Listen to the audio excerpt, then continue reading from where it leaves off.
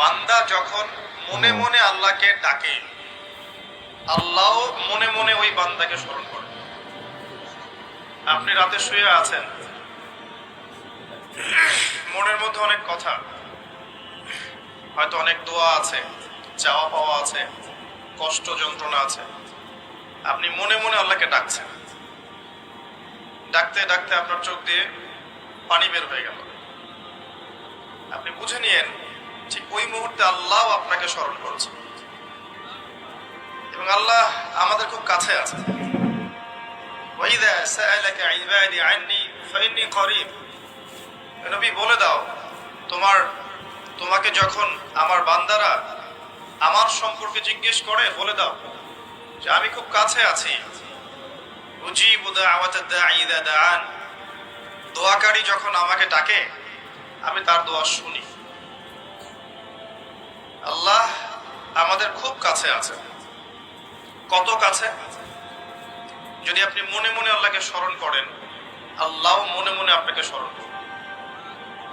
যদি আপনি একটা সমাবেশের মধ্যে আল্লাহকে স্মরণ করেন, আল্লাহ এর চেয়ে উত্তম সমাবেশে আমাদের কথা স্মরণ করবেন। আল্লাহ পাক এত কাছে আছেন যে প্রত্যেক রাতের শেষ অংশে আল্লাহ পাক প্রথম আকাশে নেমে আসেন। আল্লাহর নেমে আসাটা কেমন সেটা আমরা ব্যাখ্যা করতে পারবো না। এটা ব্যাখ্যা করার জ্ঞান যোগ্যতা কোনোটাই আমাদের নেই। আল্লাহর রহমত নিকটবর্তী হয়। বেশি গরম। আল্লাহ পাকের রহমত নিকটবর্তী হয়। এই সময় আল্লাহ পাক আহ্বান করতে থাকেন বান্দাদের উদ্দেশ্যে, কে আছো আমার কাছে কিছু চাইবে আমি তোমাকে সেটা প্রদান করব। কে আছো আমার কাছে কিছু দোয়া করবে আমি তোমার দোয়া শ্রবণ করব। কে আছো আমার কাছে ক্ষমা চাইবে আমি তোমাকে মাফ করব। প্রত্যেক রাতের শেষ অংশে আল্লাহ রাব্বুল আলামিন এইভাবে আহ্বান করতে থাকেন ফজর পর্যন্ত। আর এই সময়টা দেখবেন আমরা হয় ঘুমে কাটাই, অথবা ফেসবুক, অথবা ইউটিউব, অথবা ক্যাসিনোর মধ্যে, কেউ জুয়াখানায়, কেউ পতিতালয়ে, কেউ আল্লাহ বিরোধী পরিকল্পনা করতে ব্যস্ত থাকে। কিন্তু আল্লাহ পাক প্রত্যেক রাতে তার বান্দাদের উদ্দেশ্যে এই আহ্বানটা করে থাকে। আল্লাহ পাক এত কাছে। মানুষ সেই আল্লাহকে ভুলে গেছে যেই আল্লাহ পাক ছাড়া ইবাদত পাওয়ার যোগ্য দ্বিতীয় কোনো ইলাহ নেই।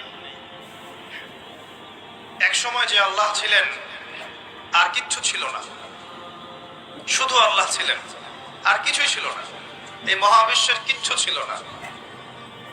এক সময় শুধু আল্লাহ থাকবেন, এই মহাবিশ্বের কিচ্ছু থাকবে না।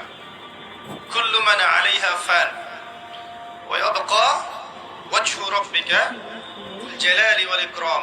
প্রত্যেকটা বিষয় বস্তু ফানা হয়ে যাবে, শুধুমাত্র আল্লাহ রাব্বুল আলামিনের সত্তাটা বাকি থাকবে। আল্লাহ পাক সূরা আর রহমানে একটা আয়াত বারবার বলেছেন, ফাবিআইয়ি আলাই রাব্বিকুমা তুকাযিবান।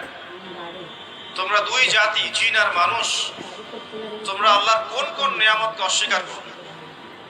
কেন জিন আর মানুষকে বলা হচ্ছে? কারণ সূরা জারিয়াতের 56 নম্বর আয়াতে আল্লাহ পাক বলেছেন, ওয়ামা খালাকতুল জিন্না ওয়াল ইনসা ইল্লা লিয়াবুদুন। আমি জিন আর মানুষকে শুধুমাত্র